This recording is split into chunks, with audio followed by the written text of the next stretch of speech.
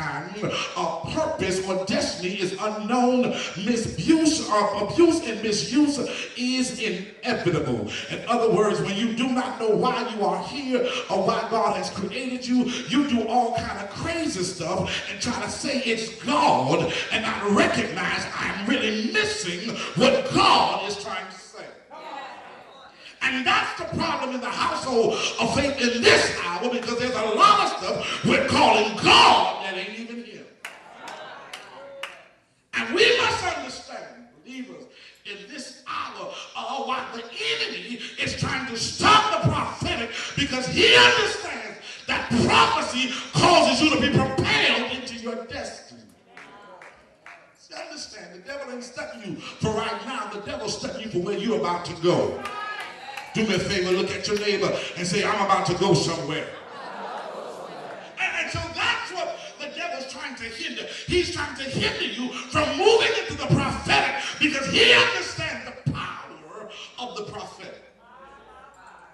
Even Jesus understood the power of the prophetic. And so when Jesus was here, he declared, out of your belly shall flow rivers of living water. And oftentimes as believers, we thought that means to speak in tongues. But he didn't say a river, he said rivers. Your tongues is just one river. But you must understand, believer, that in this hour, the river that you got to tap into is a prophetic river. What do you mean by the term prophetic? The term prophetic, when Jesus says, out of your belly shall flow rivers of living water, what Jesus was really saying is, out of your belly shall flow revelation.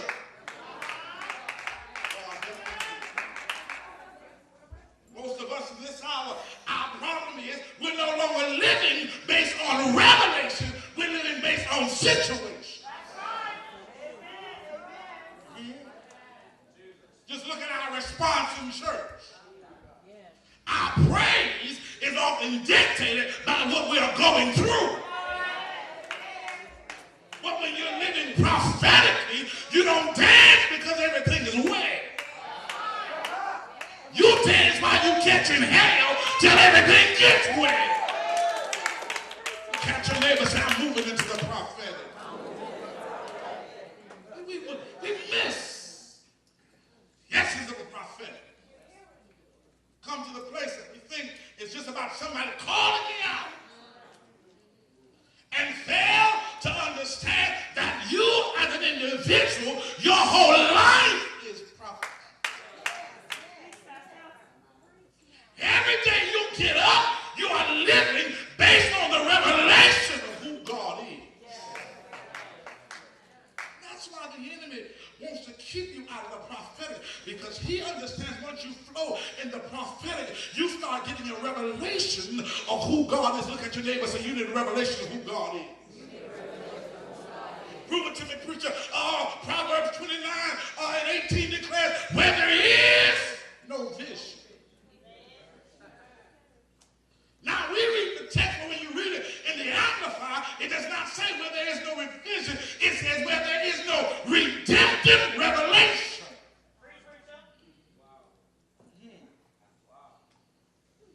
When you don't have a revelation about how God has brought you out.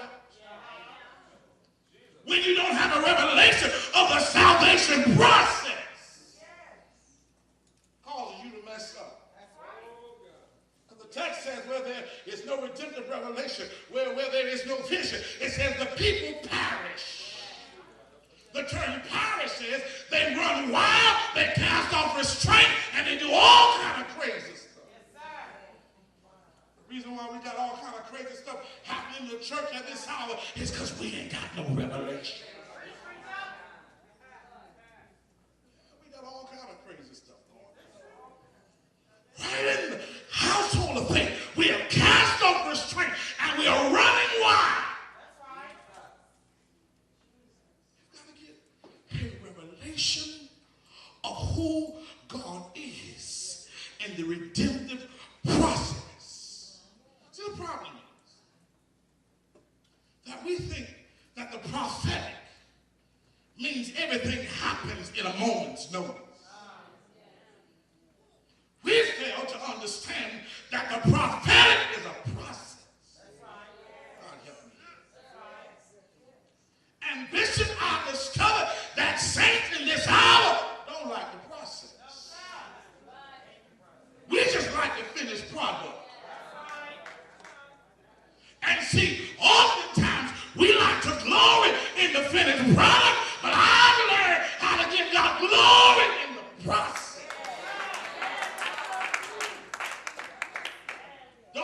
Don't get happy when you see me driving the bill. I need somebody that's going to shout with me while I'm catching the bus. I need somebody who's going to dance with me when I got the word I was going to get a car, but I lost my house, lost my job, but I kept on giving God praise. Look at your neighbor and say, dance with me in the process. Prophetic hour. And prophecy or the prophetic causes a process. It don't happen overnight. We're in this microwave generation in this house. We are so microwave that everybody got the title of prophet now. I don't understand how you get saved on Sunday and become a prophet by Monday.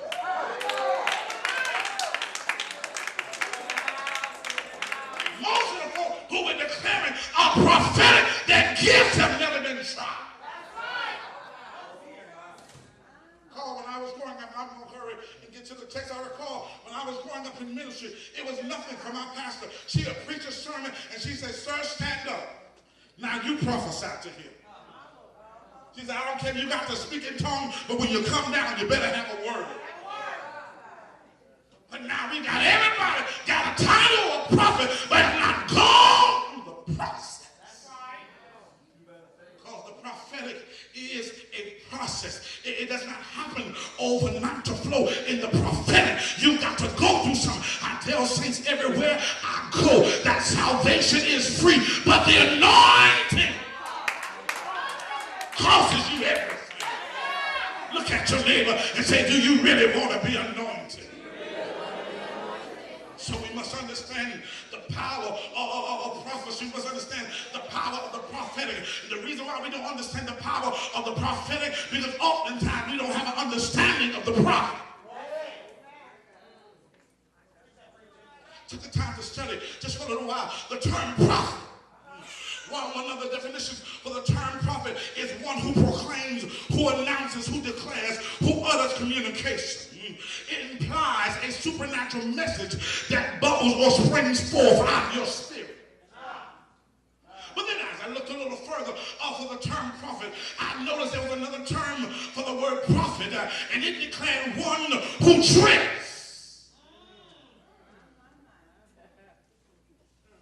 One who has dew from heaven falling from their being. Like a whole lot of folk will hang around and got no dew. We fail to understand not only that, but the prophetic, the prophet, the term prophet also means a seer. Check out God in the Bible.